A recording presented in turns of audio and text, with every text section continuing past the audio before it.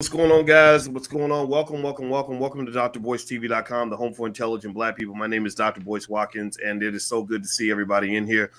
Come on in, hit the thumbs up button, share, subscribe button. And tonight we are going to have a barbershop conversation. And the reason we're having a barbershop talk is because one of the brothers I have here today is Jabari Natur out of Baltimore, and he runs Conscious Heads Barbershop. And so I figured, just in honor of Jabari and all the great, brilliant people I met in Baltimore, we would do like a barbershop talk. And I think this is needed because there's a whole situation going on with Dave Chappelle. And Dave Chappelle has been he's been getting it, from certain folks, mostly white folks, about his recent Netflix special. I think it's called The Closer.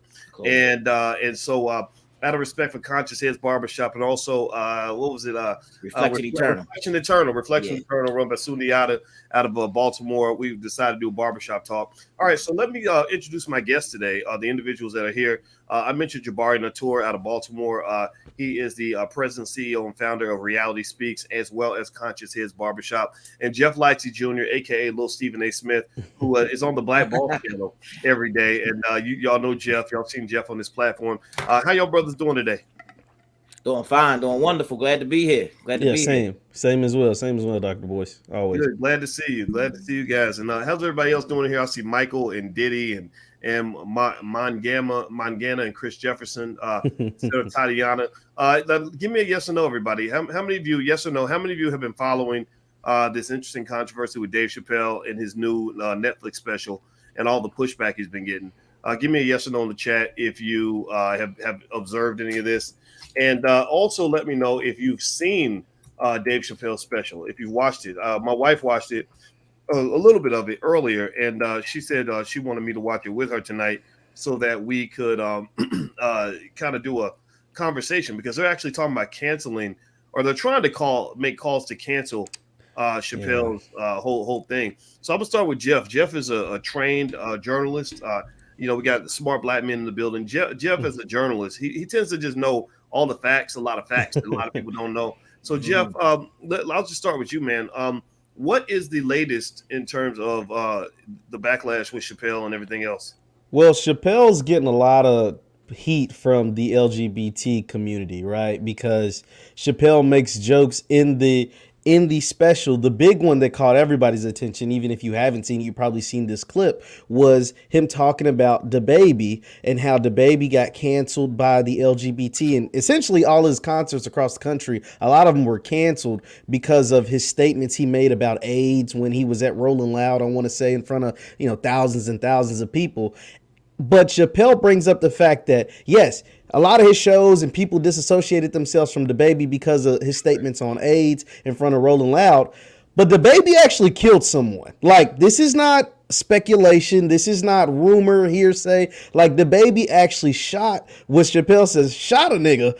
And his fame got bigger than ever, right? But in the DaBaby's defense, I will say Chappelle was making a joke, but it had serious connotations around it. DaBaby was fighting for his right, like he was self-defense. It was claimed self-defense, and that's why nothing really ever came of it. So I want to put that out there. But the fact that has never been brought up, that's not what got him canceled. That honestly, being known would actually boost his record sales, because we love to talk about killing our people.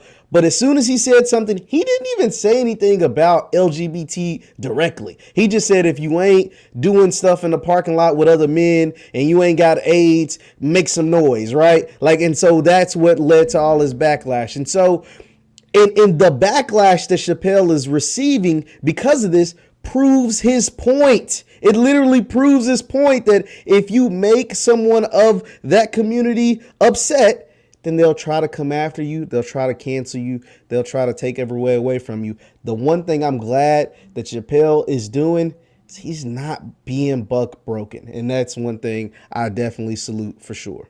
All right. So Jabari, it's I saw this kind of go down, and it's real interesting, right? I think that what Jeff just said is right, that they're kind of proving Dave's point. I think somehow somebody told us that if you are gay, you can't be racist. That you got all these other groups that have their own issues and their grievances, and we're not anti anybody. It's not a matter of being anti, But it seems like a lot when I look at racism and white supremacy, or people just thinking they could treat black people in any old kind of way, it seems like that treatment is worse from people who think they have a right to do that. So what are your thoughts on that? I mean, do you think that they sort of feel like, well, because we're liberals, we have the right to really come after you in a certain way, or what do you think about something? Or is this racism at all to you? Of course, it's racism, and it's like, I mean, I just want to go back to what the brother was saying, is that like these rappers a lot of times, I mean, the way we're dying in our community from from drugs, from drug overdoses, from just like us killing black on black violence in the community, and the stuff that when we did the movement, when I met you, Dr. Boyce, the movement was the LGE movement, which meant life-giving energy or love-giving energy in the community, and that was the movement because we said that people should have been in an uproar in our community because of the promotion of the killing, the drugs, going to jail, and all those different things. You know what I'm saying? So like these people are talking. I mean, they were talking a lot about this. A lot about this. You know what I mean? So I mean, people should be in an uproar about the lyrics that's in the music already. And like you said, this guy actually killed somebody. He actually killed somebody, and that wasn't a big problem, But they can talk about, make music about shooting each other, killing each other, long as it's black on black. But if he was talking about killing other people, killing other folks, then it wouldn't be a problem. It wouldn't be a problem, but it's only a problem. I mean, so that's what the big thing is. They promote these lyrics over and over again to our community. And he says this one thing, and they're in an uproar, canceling stuff, but they should be canceling shows because of what he already been said, if that's what it's going to be, the promotion of drugs in our community. I was just looking at an interview by young Juice WRLD, who died from an overdose. And and he was talking about when he was 11 or 12 years old that he heard Future talking about different things about drugs, the Dirty Sprite album, and that made him want to use drugs. And that young guy died of a drug overdose. So we should have been in the uproar from some of the things that's been said by hip hop artists. I love hip hop. I am hip hop. I'm not hating. But I'm talking about the state of our community. I'm talking about the black on black violence. I'm talking about the drugs that's in the community. I live in an area right now where you go to Pennsylvania Avenue in Baltimore, where it's zombie land up there. And it's sad to see our people walking around like that. Well, sir, you have to leave this podcast because you, sir, are a hater. You a hater. Why you hating? Why you up here hating? Talking about like not killing black people and stuff. What's wrong with you, man? Something wrong with you. You a hater. I'm gonna give you a little taste of what I get when the rappers get mad at me. I get calls, man. I got a call from a friend who it's a decently well-known rapper, and he was like, well, Doc, I don't want the rappers to think that you don't like them. You don't like them. I'm like, I love rappers. I just don't like people who kill black people, and neither should you.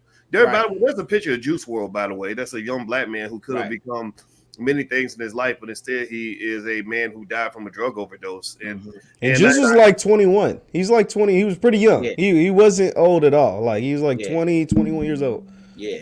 And I think it's crazy to me. I mean, it's real ridiculous to me that I mean, you talk about some old brainwashed butter biscuit eating nonsense. Who made you think that it's okay to trade money for the future of your children? Seriously, there's no amount of money this brother could have made, no number of hits he could have had, no amount of fame he could have had that will be worth dying at the age of 21. Right. Even Jeff, how old are you, Jeff? What are you, 26? I'm 25. Yeah, I'm 25, man. 25, right? Yeah. So, and even somebody as young as Jeff, you think about all the things that have happened probably in your life since you were 21. Absolutely. Think about all the things that are going to happen in your life between 25 and like 50 or 60 or 70. Like he lost all of that. Exactly. All of that. Tupac lost all of that. That's crazy. Man. So I think that we got to have some common sense conversations around this stuff. So anyway, do me a favor, everybody. Please hit the thumbs up, share, subscribe button. I'm here with Jabari Natur and also Jeff Lightsey Jr. And I'm gonna give Jabari's information as well, so you can follow him. And by the way, Reality Speaks Jabari it's on Instagram. You got an Instagram? We creating it, so we got a Facebook right now. Reality Speaks on Facebook. Okay, so we do have Reality Speaks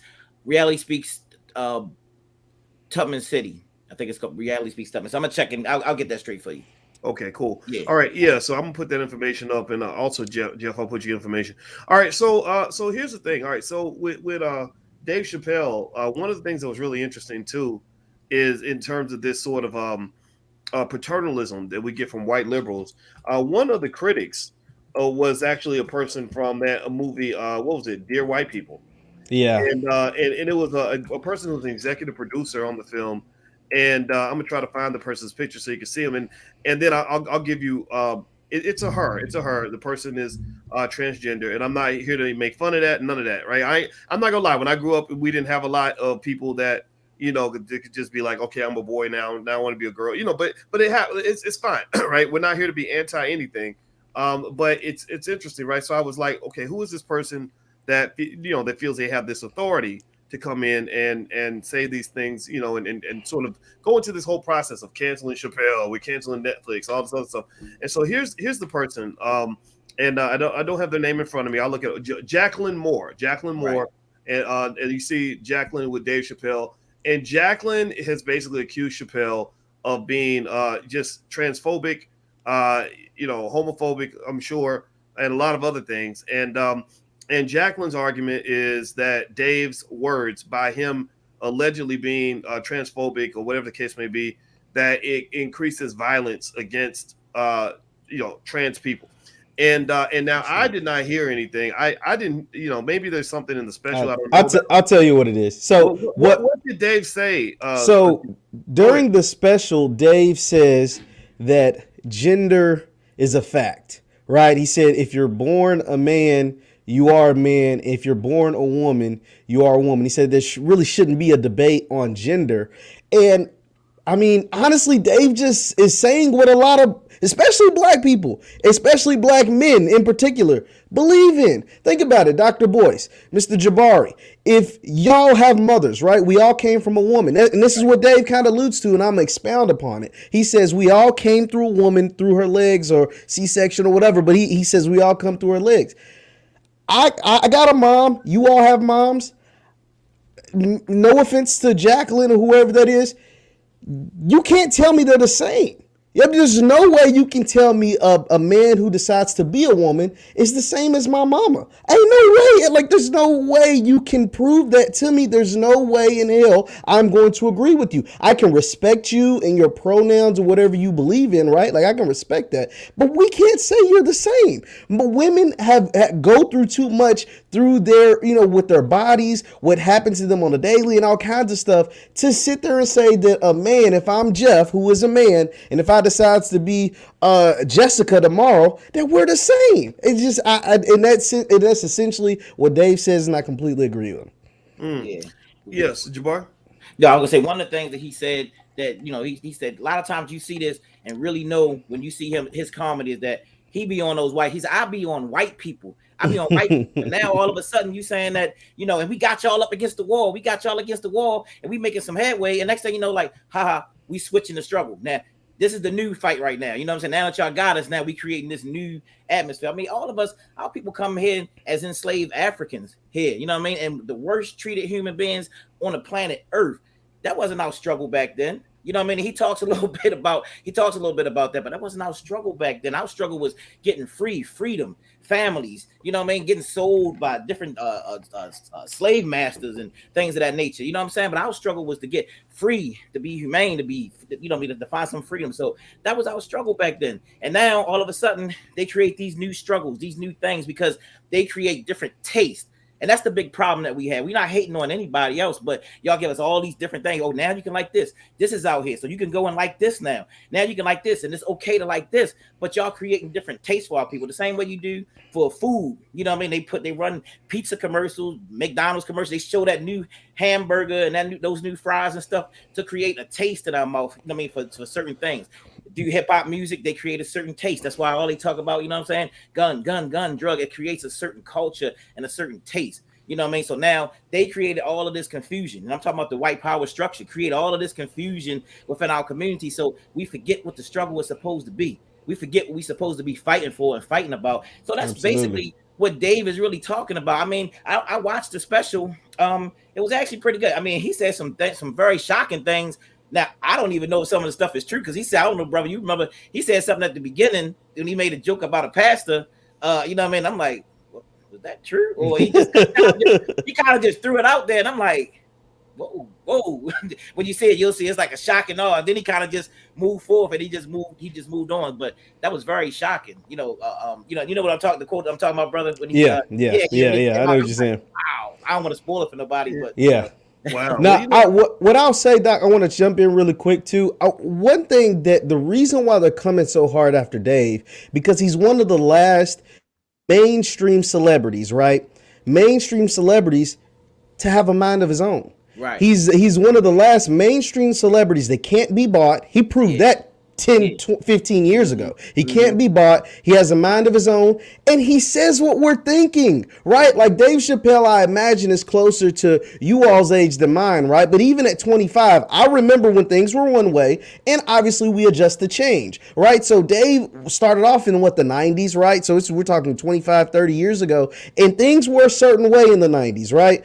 And so now he is watching this shift for good or for worse, for better or for worse or whatever. He's watching this and he's just like, yo, like this is, and he is still willing to put his opinion out there. He's not, now some people like, Kevin Hart or Nick Cannon, they'll shy away from topics like this because it messes with the money, right? But Dave turned out 50 million 20 years ago from Comedy Central. So he clearly doesn't care. And they tried to kill him back then when they tried to say he was on drugs and he went to Africa and he was going crazy. So he's dealt with all of this before. That's why he's like, man, like, shoot, I don't got nothing to lose. They already tried to say I was crazy 20 years ago before cancel was a thing. They tried to cancel Dave Chappelle. You know what I'm saying? And so he's like, man, you can't cancel me. I came back stronger, bigger than ever. And I still have, and it's comedy. Like, comedy is made for jokes. It's made for laughs. It's made for entertainment. But in the great comedians, the reason why he's a legend,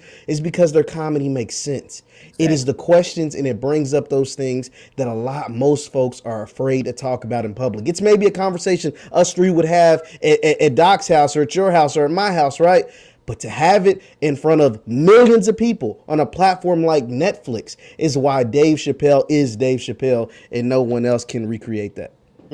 Everybody who's watching, we're talking about Dave Chappelle and the controversy with his new Netflix special called The Closer, if I'm not mistaken. And I'm gonna watch that tonight. If you could do me a favor, please hit the thumbs up, share, subscribe button right now. And y'all know that we are some brothers having some dangerous barbershop conversations. We can go to Conscious Heads Barbershop in Baltimore or Reflection Eternal and have these conversations, but we can't have these conversations on the internet anymore because they don't want to hear the voices of black men. Well, we want to hear the voices of black men, which is why we created the blackbosschannel.com. The URL's on the screen. I hope you will go right now and write down that URL. Go support the channel, subscribe, because we're going to represent your voice no matter what the price is. So I hope you'll come and join us. We do stuff on there every single day. We have brothers talking about everything from health to finance to relationships. And believe me, black men have an opinion and it should be heard. And sometimes it's different from everybody else. Now, speaking of black men, let me bring a person on the screen that I assume that Jeff's gonna know who this guy is, and this person comes up because I want to make the connection between this person and Dave Chappelle. What's the name of that person? Somebody tell me who that person's name is. Who's that on the screen? You can go ahead and say it, Jeff. Oh, Jeff is muted. Let me unmute him. Wait, my bad. That's Mr. Kyrie Irving. I had my phone was going off, but yeah, that's Mr. Kyrie Irving of the Brooklyn Nets. Yeah, so the reason I bring up Kyrie Irving is because I had a debate with actually another black man whose opinion I respect. He was a professor like me, and we were talking about Kyrie, and Kyrie's under a lot of interesting fire, and you can give us the update on it, Jeff. It's all about getting the jab, and people are saying, oh my God, he's going to lose, almost $400,000 a game. I think it's $380K or something crazy. And my friend was basically saying, this is insane. He said, boys, if you talk to Kyrie Irving, you tell him that is crazy and stupid to give up, that much money over something this silly, something this simple, something that's this stupid. And I said, look, I'm not. I said, look, my position is very basic. I just believe in freedom. I don't know why freedom is such a complex idea for so many people, but I said, I just believe the brother should do what he wants. Like, it's his life, his money, his whatever. And I said, now imagine this. I said, maybe Kyrie And he said Kyrie's crazy. He's just marching to the beat of his own drum. What's wrong with it, right? And I heard this, right? And this is what I encourage everybody to do. You got to hear all the points of view so you can really understand what people are thinking, right? You got to respect their humanity. So I listened to him patiently, and I said I get it. I hear and understand where you're coming from. I said, but maybe Kyrie has figured out something that I personally figured out a long time ago, that the best way to be free, especially when you're a prominent black man in his position, or like him or Dave Chappelle, is when you can get over the addiction to money, right? And what I mean by that is this. Answer this question for me. Is Kyrie Irving ever going to go broke? Even if Kyrie gave up 80% of his future salary, is Kyrie ever going to be destitute in the poorhouse, living in the projects? He's not. So maybe Kyrie is thinking similar to Chappelle, which actually is how I think as well, which I understand. I don't know why it's complex, and I want everybody to pay attention. This is why you don't want to be a hardcore capitalist, because a hardcore capitalist mindset says, if I made 100 million and you put another 50 million in front of me, I need to still sacrifice everything, all my freedoms, all my rights, all my everything to get that last 50 million. Because I'm like a hungry dog who's got to eat every piece of food on the plate. But maybe you can say, look, I made enough money. Right? Money is supposed to liberate you. It's not supposed to make you into a super slave. And so some of our celebrities, they done made, I'm like, wait a minute, done made $10 million a year for the last 15 years, and you still selling out for the money? I can understand that. I can understand a broke dude. I can understand if you take a 17-year-old from the projects, who ain't never had nothing, who's barely trying to feed his little siblings and whatever, and he does whatever to get money, that makes sense to me. But when you done made $100 million damn dollars and you still selling out, then what's the point? Like, that don't make no sense. You a drug addict who always needs more drugs. Like, you should be content. So what you see with Kyrie and you see with Dave is that's what money's supposed to do. Money's supposed to free you. Well, you say, look, I'm good now. Now you can't buy me no more. Right. What do you think? Jabbar, I'll go with you first, and then Jeff. I'd like to hear your response. I was just saying that Dave Chappelle was following the rich legacy of Baba Dick Gregory. Baba Dick Gregory, he took a lot of cuts back then, but he was brave. He actually talked about things that many people didn't want to talk about. And them talking about white folks, going in front of all these crowds of white folks, and they just be laughing. But they could take it. They could, even though he was saying some stuff to them, but they could take it. But he's following the rich legacy of the great Dick Gregory. And one day, and this is before Arsenio Hall came back on, he got canceled. I don't know if y'all saw that show with Arsenio Hall, and Bill Cosby was on. He was on that show, and on that show, he gave a lot of props to.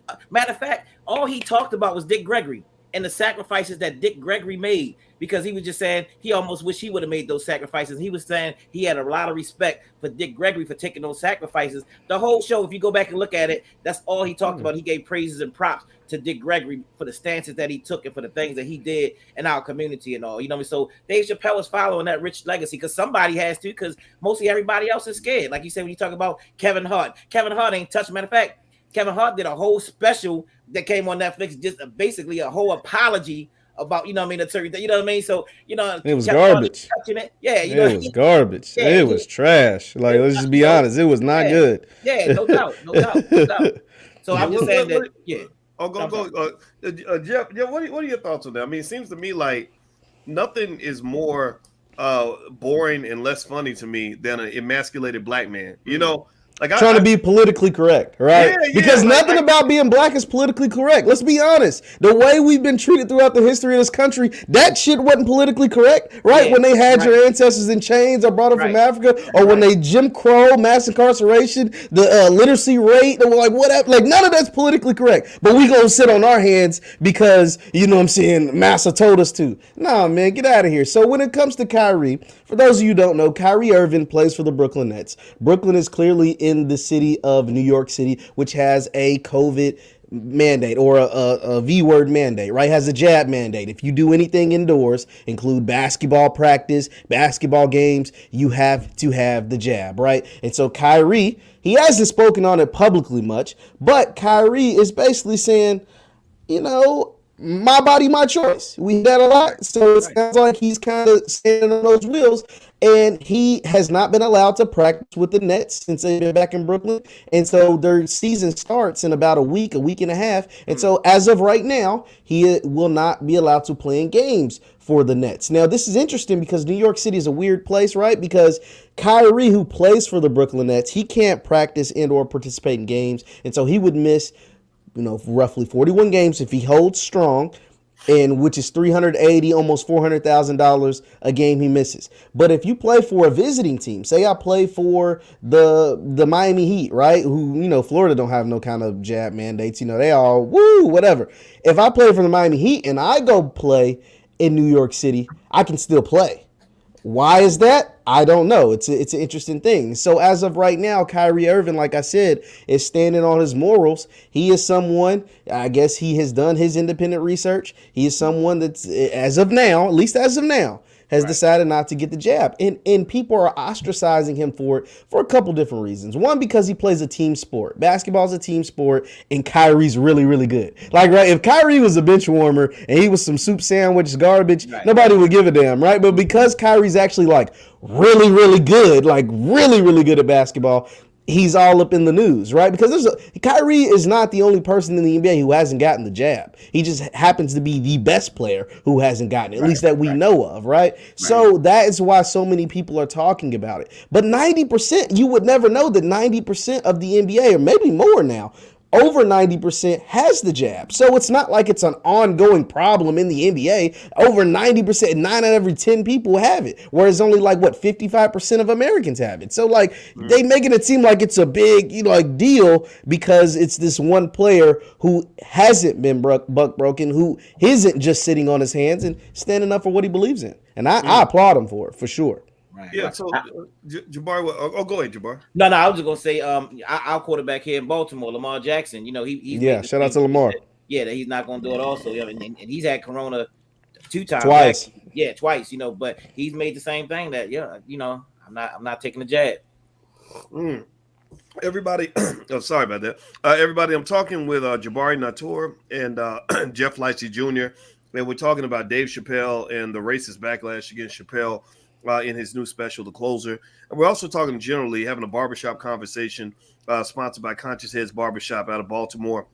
And Jabari actually is a master barber and actually changed laws out in Baltimore to allow for more people to become apprentices, to become master barbers. And I don't know if you are into that kind of thing, if everybody's listening, or interested in it. You can actually go to blackbarberbootcamp.com. He has some good information set up.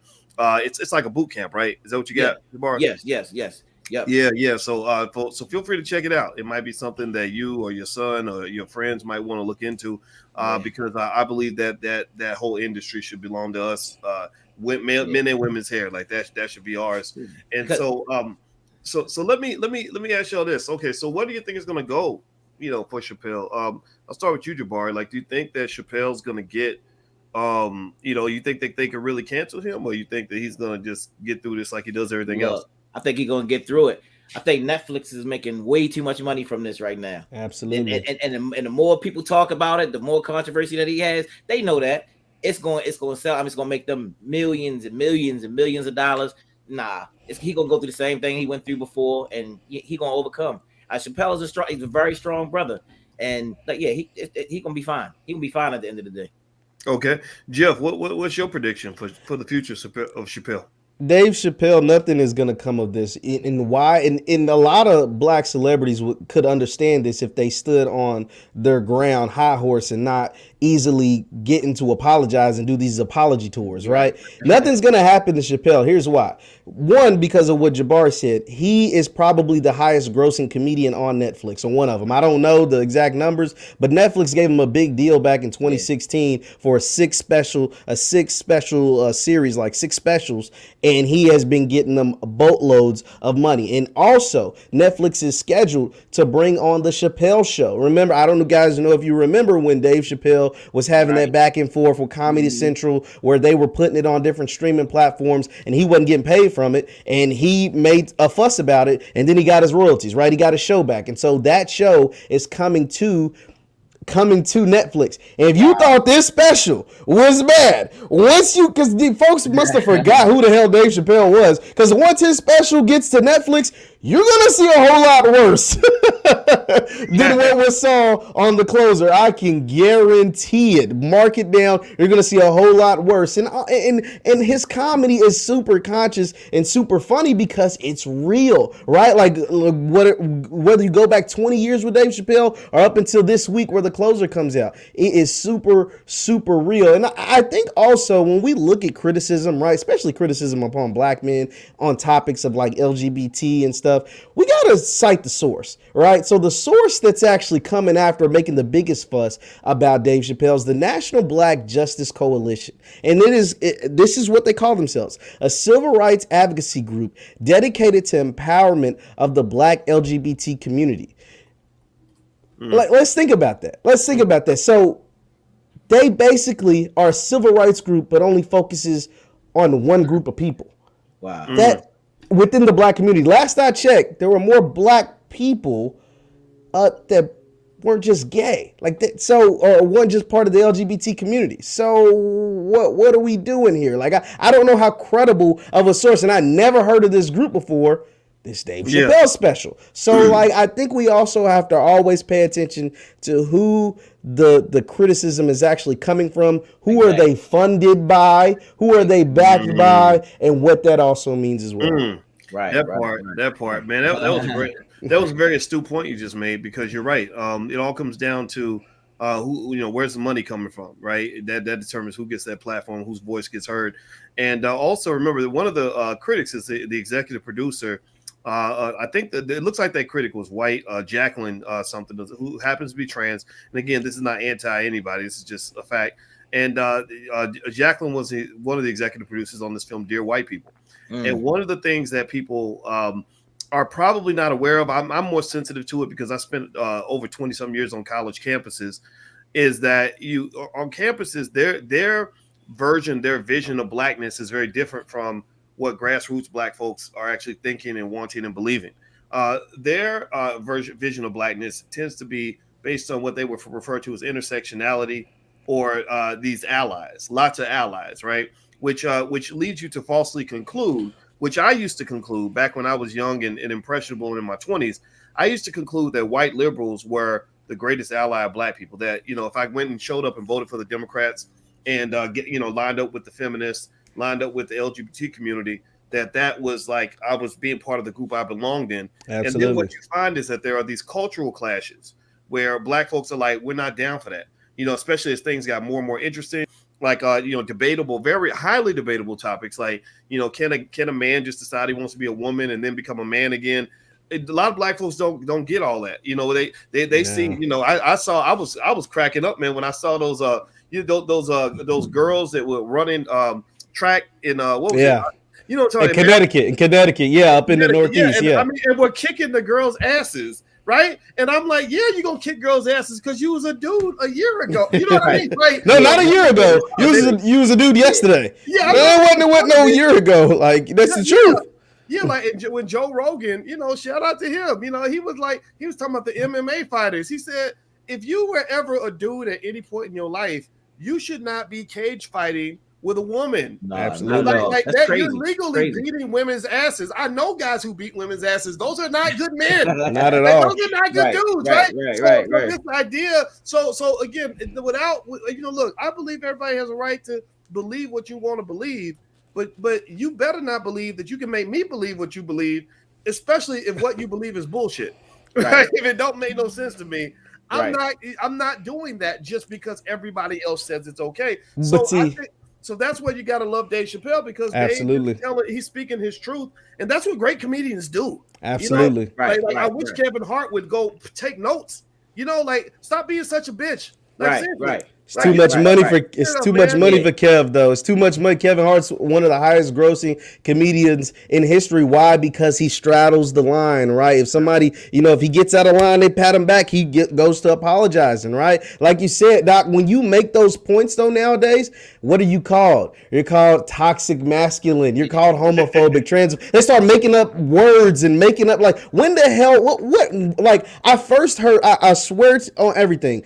I first heard toxic masculinity in an English course when I was 20 years old on the campus of Western Kentucky University. And I was like, what the hell is toxic about masculinity, right? Like what is toxic about being a man? I never understood that you could be a toxic, like I understand there's toxic people, but if there's toxic masculinity, where's the toxic femininity, right? Like we've never heard that term before, but we're like, where is like, so because if you have one, then you have to have the other, correct, right? Like and then now it's like, oh, you're a toxic masculinity, but now you want to be a woman, so what is that? Like and like the stuff started changing, man. Like it's just like, whoa, like what is going on? And so some people, they call it stuck in their ways or whatever, but they're genuinely confused. Like stuff can actually be confusing and you can actually be denigrated by not agreeing with it. Like just because now I don't have to disrespect you, but you can't force me to agree with it if I think it's silly, right? Like if I think that woman or person or whoever, whatever you want to call, is the same as like I brought up my mother earlier. Like my mother is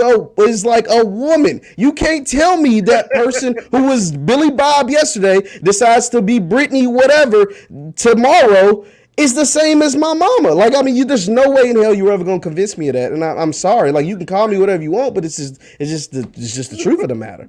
Well, so Jabari, let me throw this out there because one thing this allows me to mention something you have, Reality Speaks, and I encourage everybody to take a look at that platform because you actually did something that I thought was really special that really was unique in Baltimore that isn't being done in a lot of places. Is with Reality Speaks, you all have been providing platform spaces for those alternative ideas, for those Black ideas that are rooted and centered and originated from the Black community. And that's why I really respect what you all do, because there's a lot of well-known people out here who've been in Hidden Colors movies and everything else who have come through, Reality Speaks in your platform and been allowed to share their voice, right? And I was one of them. I was, when y'all were inviting me in, mainstream media ain't gonna invite somebody like me in. White universities don't want people like me around, because we're gonna challenge their ideas. And so it seems to me that as Black people, it's rather than being upset about what they're doing, we have to create our own spaces where we're able to express our point of view. Can you kind of speak to that in terms of, because you've had Francis Cress Wells and Dick Gregory come through many, many times, and a lot of other, you name some others that I missed because I know there's a ton. Talk about that a little bit.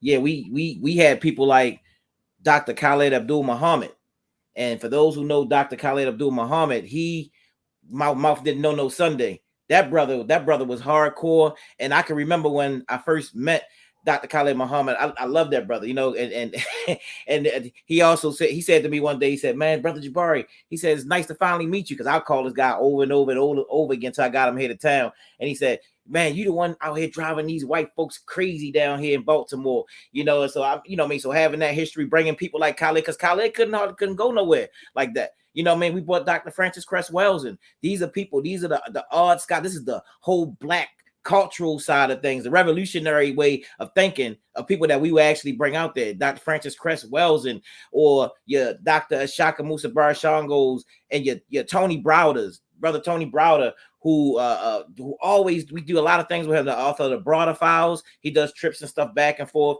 to Africa. But we had, we Sister Soldier. We've had Sister Soldier on our, on our platform. I can't get her now. I've been trying to get Sister Soldier forever, but she won't come for me.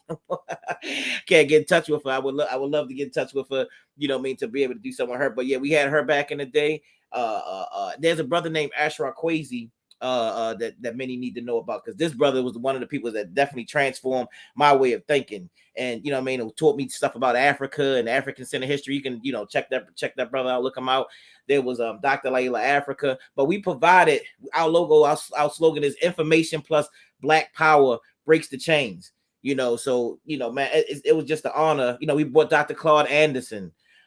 We bought Steve Coakley back in the day. From Steve Coakley, I'm trying to think of more people, but it's been over like 150 different lecturers that we got. Del Jones, I don't know if y'all know about Del Jones. We brought him to town. And I'll keep thinking of many different names that on top. Dr. Patricia Newton, who's now an ancestor now. She was definitely somebody to talk to here in Baltimore and Tubman City. So it's been an honor for us to be able to, as Brother Malcolm said, you've been given one side of the coin. You get one side. The news media gives you what they want to give you, but to get the other side of the coin, and then you can make a decision about what's going on. So he so that's what we've been trying to provide. To give people that other side of the coin, and that's what we've been doing for 26 years through Reality Speaks. With many of these great speakers and great lecturers, such as yourself. We've had Dr. Umar Johnson in the early years, the early Dr. Umar Johnson. Before Umar became the Umar. And I think that's super important. And I put that URL where y'all can find out more about it if you want to support this kind of thing, because that's important. This is Black media. This is the lecture circuit that we deserve to have. Because what happens is, people don't understand this. I'm a college professor. I've been doing it for a long time, and I didn't until I was probably about 42 years old figure out that universities aren't just places where you learn; they are places where you are indoctrinated into specific ideas. Like American universities are indoctrination factories for white liberal ideologies. If you go talk to most students who use a lot of terms that we didn't even have a decade ago, transphobia, homophobia, toxic masculinity, just whatever, all these other words that they kind of come out with. In fact, there's a word TERF, TERF, which I swear that it wasn't mainstream anyway. Chappelle talks about that. Chappelle talks about that in the special. They called J.K. Rowling a TERF. Yeah, and I think that it was something. Let me see, trans exclusive radical feminist.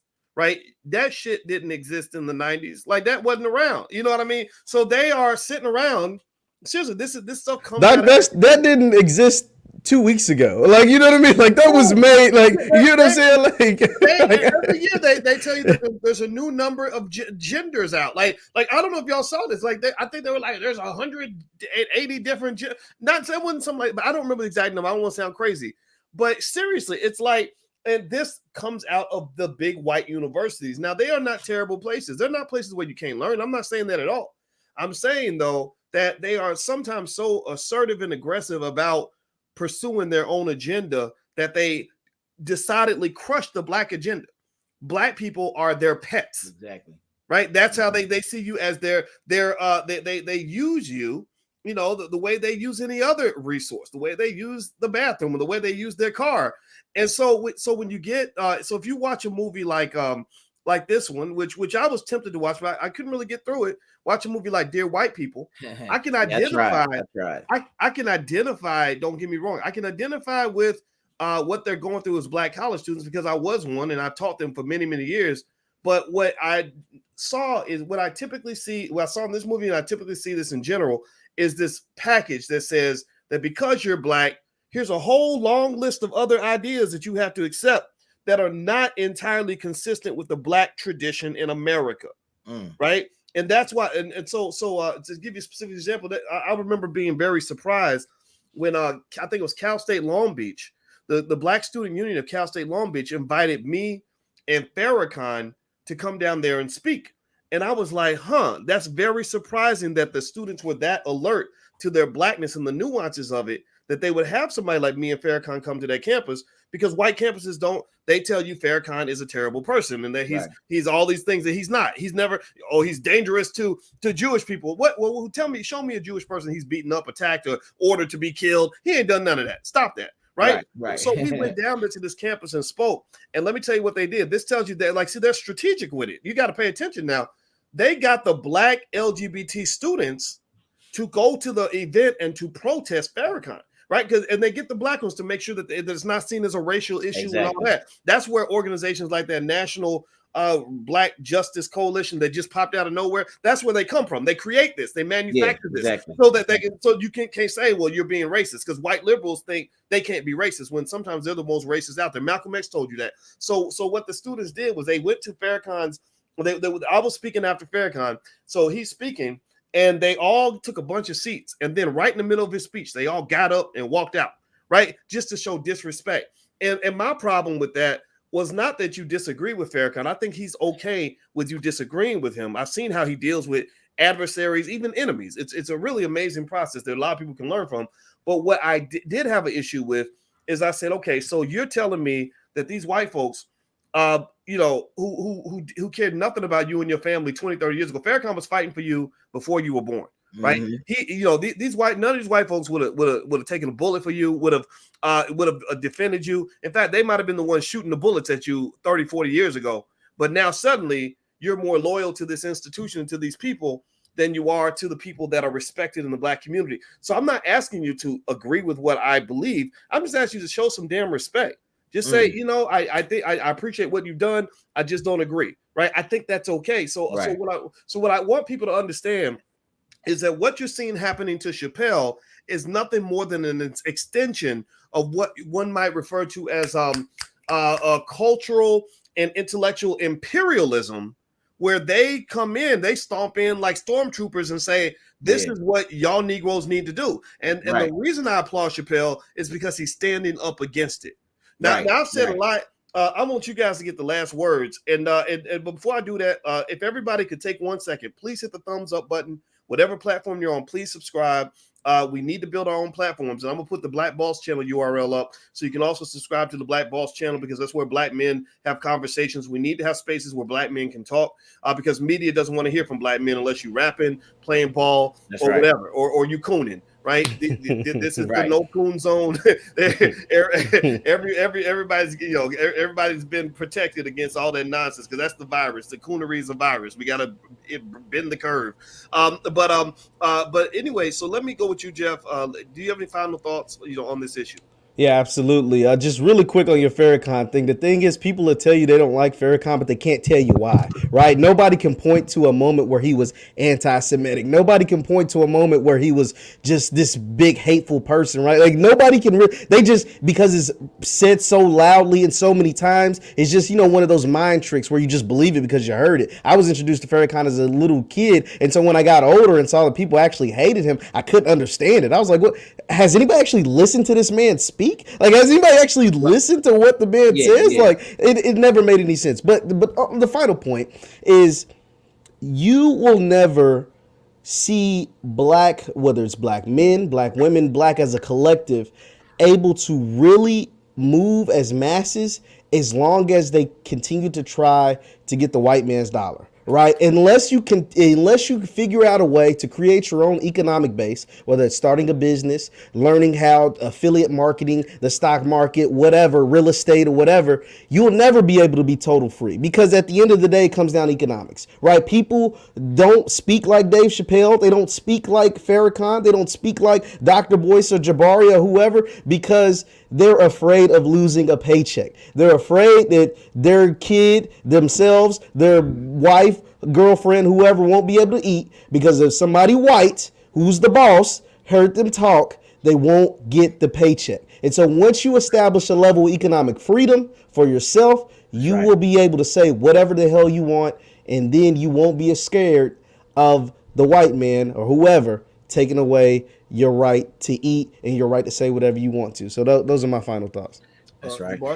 I just want to speak to you, like, there's specific tactics, like back in the 60s, called COINTELPRO, that the FBI and many different people put out to actually counterintelligence program. And these things were specifically aimed at, getting rid of the Black Power movement during that time, so they came up with specific strategies that they still do to this day to mislead us. Even when you look at hip hop, to take over hip hop, they got Big Daddy Kane versus the verses coming up, you know what I mean, Big Daddy Kane and the KRS-One, two of my favorite rappers. But when you hear those rappers in those times, they were talking about black issues, you know what I mean? Kane Asiatic, none equal, you know what I mean? Not cocaine. He wasn't talking about cocaine, you know what I'm saying? But they were talking about a lot of different things in the community. But COINTELPRO, those specific tactics, when they actually, you start to see the hip hop start to change and the takeover, somebody put their hand in there and misled, you know what I mean? So a lot of the rappers now have to stay on script, and they have to say these things. They have to talk about drugs, killing, crazy sex, and you know what I mean, and going to jail for the most part, you know what I mean? So that's the psychology that they want us to have, because they don't want us to take that Black Panther,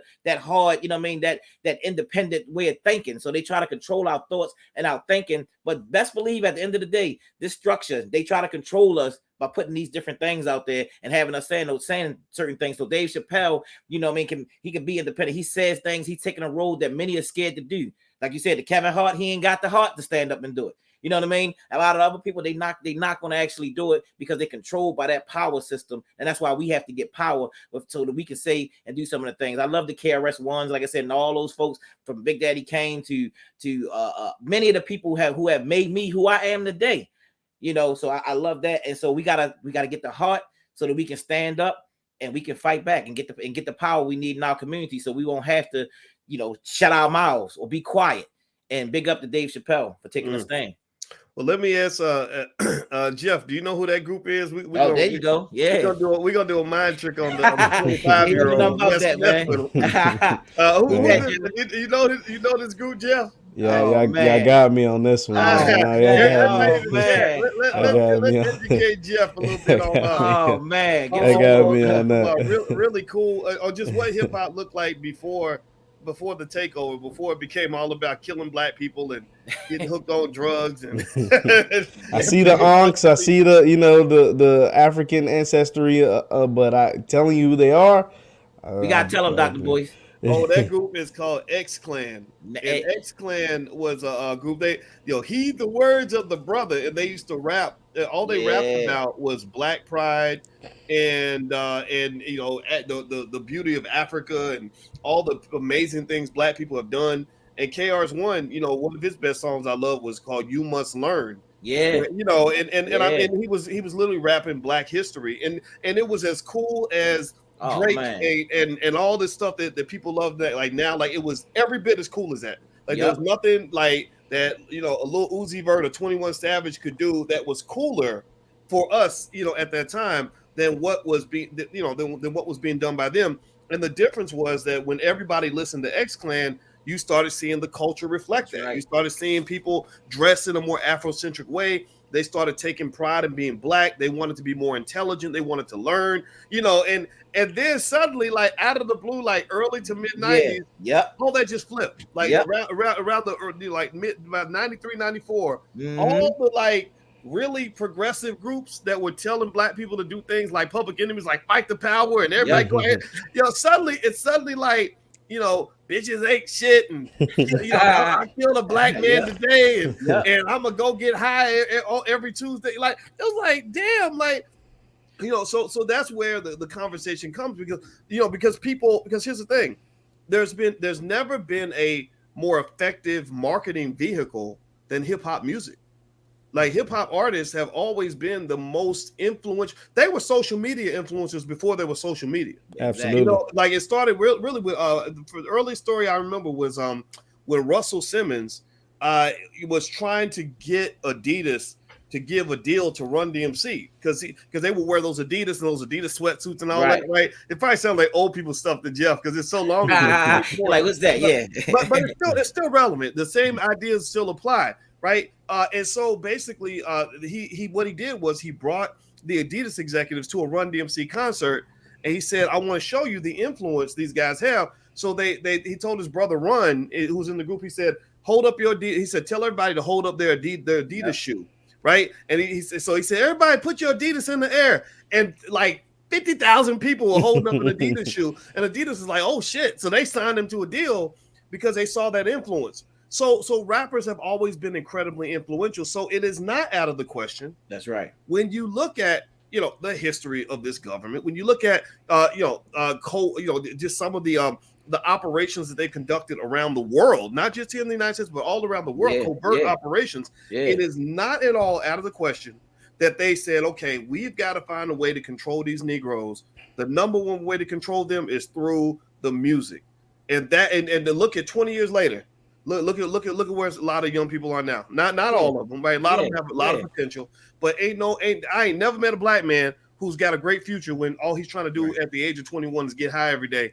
You know, and make babies mamas and pull out his strap and give all his money away. Like, you literally are completely fucking yourself for the next 40 years. And then you end up, dead by the age of 45. Like a lot of these rappers, now you're starting to see rappers dying at 45 years old because you ain't supposed to live that life, but they're making you think it's cool, and it's very difficult. So I want everybody to hear that, because you don't hear that anywhere else, right? Nobody's talking about it because people are like, oh, well, I'm making money. This is good. Yeah, they're paying you money to destroy your life and destroy your people.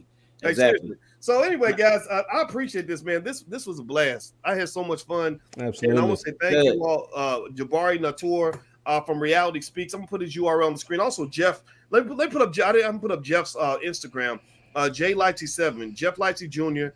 does commentary every single day.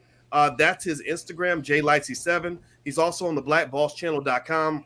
There's a URL there. He's literally on there every day talking about sports. So if you're into sports, and he talks about a lot of other things. Yeah, we talked about voting today. We talked about the cuts for HBCU funding. We talked about that, and we had a good time with that. That's why I'm wearing this vote shirt, because they made sure you got out to get your booty to the polls. But then they kind of took $40 billion away from your historically black colleges and universities. So that's why I'm wearing this. It was symbolic for sure. All right. So as you see, Jeff is an intelligent black man, and we got a lot of intelligent brothers that come through there, and we need to support the voice of the black man. And then I'm gonna give you Jabari, if you want to check out his barber boot camp, here's a URL that will take you directly there, blackbarberbootcamp.com. Feel free to try that. And he's a master barber. He runs Conscious Heads Barbershop. His best friend, Sundiata, who also greeted me very warmly, both of these brothers, when I was in Baltimore. He runs Reflections Eternal Barbershop. Is that how I say it? Okay. Down in Baltimore. They are right near an amazing Black Wall Street that they have in Baltimore. And I think that we need to, as a community, tell each other about these great things that all of us are doing. And then also, if you want to go take a look and support some of the great Black-centric content that they're doing with Reality Speaks. Jabari, for 26 years, you said that podium that I spoke on, it was 26 years old, right? 26 years, yeah. So it was older than Jeff. Yeah. And to me, that is a Black history artifact. That is like something that should be in a museum, because it was an honor for me to even be able to say I'm at the same podium that a Francis Cress Welsing was, a Dick Gregory. These are our heroes. So we got to make our own heroes, everybody. So last point, just a quick reminder to everybody, please hit the thumbs up, share, subscribe button if you have not done that yet. And also don't forget that the All Black National Convention happens in Orlando. That's where we're going to gather, and we are setting the agenda. We are making the rules. We are getting it done. Everything, economics, politics, relationships, family, children. We are defining our future, and we're not letting anybody else control this. So if you want to learn more about the convention, go to allblacknationalconvention.com. The URL is on the screen. Last but not least, college students, if you bring a student ID, you can get in free. Because we want you to have something that is an alternative to what you're hearing on these campuses, because some of what you're hearing is good, but a lot of what you're hearing is bad and very bad for the community. It's draining Black wealth, those student loans and all this other stuff. We want to just give you an alternative perspective. So college students with a student ID, you pay $0 to come through the door. So bring your friends, bring the whole Black Student Union, and we will love you. We will support you no matter what your background is. And just come ready to hear a perspective that's probably going to blow your mind. We're going to take you out the matrix. All right. So thank you guys. Thank you, brothers, so much. Did you, Jabari, you have one last point? Yeah, I just want to say that people, if they join the Patreon, that we have an exclusive Dr. Boyce Watkins when he came to Baltimore. So we got that. That's exclusively there. So, when you want to check that out, because that was a beautiful event. And Doc, I just want to say that, people love you. They love you out here in Baltimore. Doc came up and he went, there was about 100 Black businesses out there. And he stopped at every last one of those tables. And young people, young brothers and sisters, taking all pictures. And they, that you Dr. Boyce. Wait a minute, for a second, he looked like Dr. Boyce Watkins. And as we went down, they love this brother. So I just want to let him know that the work that you're doing is transferring all throughout this world, you know, and you know, don't take that for granted with the work that you're actually putting in, and we appreciate you. And Jeff, it's been a pleasure to be here on this panel here with you today. Likewise. We're gonna do this again, and yeah, but that day at Baltimore was awesome. I mean, it was very moving, and when I see something like that, it makes me say, okay, how do we make sure everybody knows what's happening here, so you can replicate what's winning? That's what we got to do. We got, you know, they call that best practices. You know, Yeah. and my wife is a therapist, and she gathers with other therapists to find best practices, right? So if something's working, you share the knowledge so that everybody can do it. So I want everybody to peep out what they're doing in Baltimore. It was amazing, man, and I agree. It was really fun. It just felt good. You know, it reminded me of that Will Smith song, "Summer, Summer, Summertime." Yeah, you know, yeah. like it was nice weather. The children were playing. You know, families were out there doing business with each other. Black Yeah. folks, it was nothing but love, and I just really think that to me, that's just like a great vision for our community, and that's how we're gonna make Black people great again, so to speak, is by really re-embracing who we are and not letting other people tell us who we are. So anyway, everybody, thank you so much for your time. We appreciate your attention. We do not take that for granted. Please take 1 second right now, if you could, hit the thumbs up button, share, subscribe button, and if you really want to help us, share this video so that other people can see it. And I guess I'll see a lot of y'all at the convention. So God bless you. Thanks a lot, Jeff and Jabari. And you guys have a wonderful day. We will see you soon. Talk to you later. Peace.